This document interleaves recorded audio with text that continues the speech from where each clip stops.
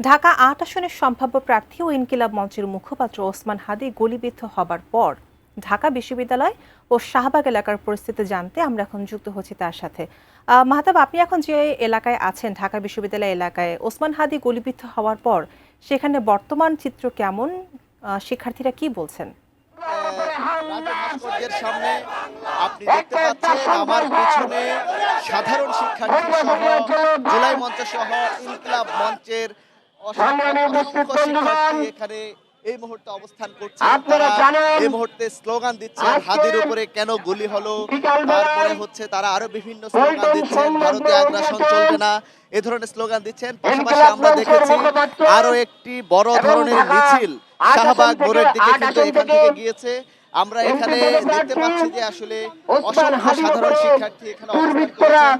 আমরা এখানে কয়েকজন আন্দোলনকারীর সঙ্গে কথা বলতে চাই। আসলে আপনারা এখানে অবস্থান আন্দোলন করছেন, আসলে আপনারা কি দাবি নিয়ে এসেছেন, কি চান আপনারা? আমরা দাবি নিয়ে আসছি, ইতিপূর্বে পুরো সমগ্র বাংলাদেশ জানে যে ইনকিলাব মঞ্চের সভাপতি হাদী ভাইয়ের উপরে গুলি বর্ষণ করা হয়েছে। সে এখন গুরুতর অবস্থা ঢাকা মেডিকেলে আছে। আমরা একজন 24শে গণঅভ্যুত্থানের ছাত্র জনতার আন্দোলন থেকে জুলাই যোদ্ধা হিসেবে সম্মতি জানাতে এসেছি।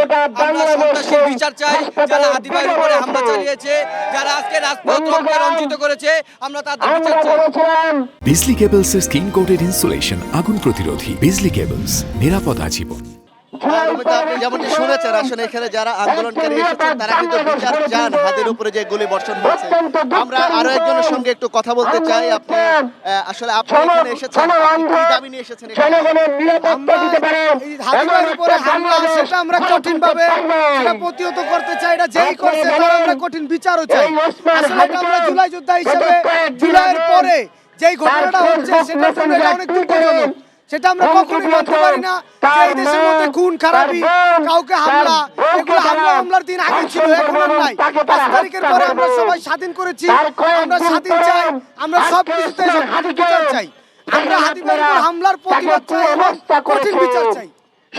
রমিতা, আপনি যেমনটি শুনেছেন, আসলে এখানে যারা এসেছেন আন্দোলনকারী সবাই কিন্তু হাদির উপরে যে গুলি বর্ষণ হয়েছে বিচার চান এবং অতি দ্রুত বিচার চান। আমরা দেখেছি যে আসলে শাহবাগ মোড়ে আমরা কিন্তু আজ থেকে দেখেছি যে আপ বাংলাদেশ সেখানে মিছিল করছে, ছাত্র অধিকার পরিষদ ঢাকা মেডিকেল কলেজের সামনে থেকে মিছিল এসেছে। আসলে ঢাকা বিশ্ববিদ্যালয় এলাকায় এই মুহূর্তে বলা চলে হাদির উপরে যে গুলি বর্ষণ হয়েছে সেই গুলি বর্ষণের প্রতিবাদে এই মুহূর্তে হাদির উপর যে গুলি বর্ষণ হয়েছে তারা ইন্ডিয়ান গভর্নমেন্টের প্রতি বিভিন্ন দাবি পোষণ করছে।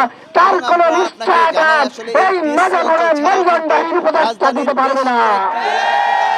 জামায়াতে ইসলাম থেকে শুরু করে বিভিন্ন সংগঠন হাদির উপরে যে গুলি বর্ষণ হয়েছে সেটার প্রতিবাদে আন্দোলন করছে। তো আমার কাছে এই মুহূর্তে শাহবাগ অঞ্চল থেকে ঢাকা বিশ্ববিদ্যালয় এলাকা ছিল সর্বশেষ। রমিতা।